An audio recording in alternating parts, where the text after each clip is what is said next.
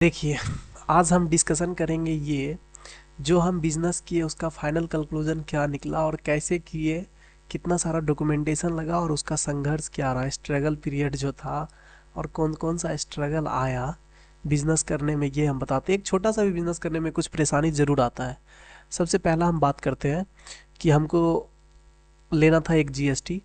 जो मेरा family member है वो तो जान ही रहा है, कम से कम फैमिली मेम्बर का मतलब वो है जो यूट्यूब पे कंटिन्यूसली हमको फॉलो करके वो अपडेट ले रहा है कि कर क्या रहा है अपनी लाइफ में। तो उसके लिए ये है कि पहला ये था कि हम एक कंसेंट लेटर खुद से प्रिंट किए थे, उस पर सिग्नेचर करवा के पापा का जीएसटी के लिए अप्लाई कर दिए थे, ठीक है। बाकी एक गोडाउन लिए थे जिसमें जहाँ से कर रहे थे, गोडाउन ऑफिस एक ही था तो उसके लिए एक रेंट एग्रीमेंट किए थे ताकि एक करेंट अकाउंट खुल सके। बाकी उसके बाद उद्यम रजिस्ट्रेशन करना मैंडेटरी होता है जीएसटी के लिए, तो वो कर लिए थे। फिर ये जीएसटी मिल गया था 2-3 दिन के अंदर। बाकी एक फूड लाइसेंस लिए थे क्योंकि फूड का था वो हमारा ट्रेड। फिर ये बनाना पड़ा था अपने फर्म का सील, और करेंट अकाउंट ये खुला था। लास्ट में जाके सारा कुछ सेटल होके एक बाइक था जिसको हम परचेज करके अपने नाम पे ट्रांसफ़र करवा लिए थे। इसमें जो है ये बहुत इजी था।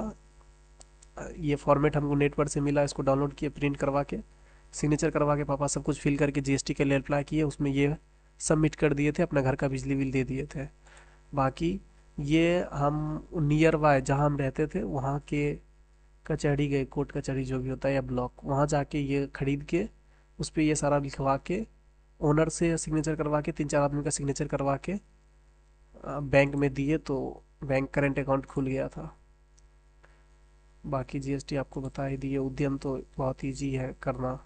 फूड में ये 100-150 लगा था, हम अपना जिसमें डील करते थे वो आइटम सेलेक्ट करके ले लिए थे। ये 150-200 रुपया में बना था। ये आसपास से ही किसी दुकान पे जाके बनवाए थे, 2-3 दिन लगा था बनने में। बाकी करेंट अकाउंट का स्टोरी ये है कि बैंक ऑफ बड़ौदा में हम करेंट अकाउंट खुलवाए थे। मॉडर्न ट्रेडर नाम से होगा जो फर्म का नाम है। और इसमें इशू ये था कि हम बोले थे लाइट अकाउंट खोलने के लिए, जिसमें ये नहीं है कि आपको 2,000 रुपया रखना पड़ेगा, मिनिमम बैलेंस नहीं था उसमें, बस चार्जेस था कुछ, वो चार्जेस पे करते यूज करते। लेकिन वो लोग खोल दिया 2,000 मिनिमम बैलेंस रखने वाला, तो फिर उसको भी एक्सेप्ट करना ही पड़ा लास्ट में। खुला बहुत मुश्किल से खुला, फिर मिनिमम बैलेंस मेंटेन करने लगे और काम हुआ किसी तरह से। फिर ये जाके एक लास्ट में सारा कैपिटल निकाल के उससे एक बाइक परचेज करके वापस बिजनेस बंद करके चले आए। अब कुछ नया प्रोडक्ट ढूंढ रहे हैं जिसको बेचने में कुछ अच्छा मार्जिन हो। कस्टमर रिटर्न बहुत ज़्यादा होता है, मीशो पे भी फ्रॉड हो ही रहा है, कुरियर पार्टनर की तरफ से भी कुछ दिक्कत होता है, तो इस वजह से अभी मे भी 2-4 मंथ में एक अच्छा प्रोडक्ट को लेके ज़रूर मीशो पे फिर से काम करना है। और ट्रेडमार्क चाहिए फ्लिपकार्ट और अमेजोन पे बेचने के लिए। तो एक कोई ऐसा प्रोडक्ट मिले जिसका ट्रेडमार्क ले ले। 6500 रुपया लगता है, 7,000 रुपया लग जाएगा लगभग।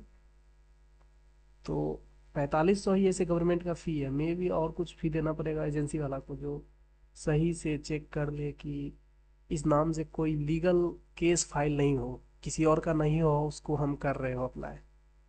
तो इसके लिए एजेंसी वाला को हायर करना पड़ेगा, तो मे भी 7,000 का टोटल कॉस्ट आएगा।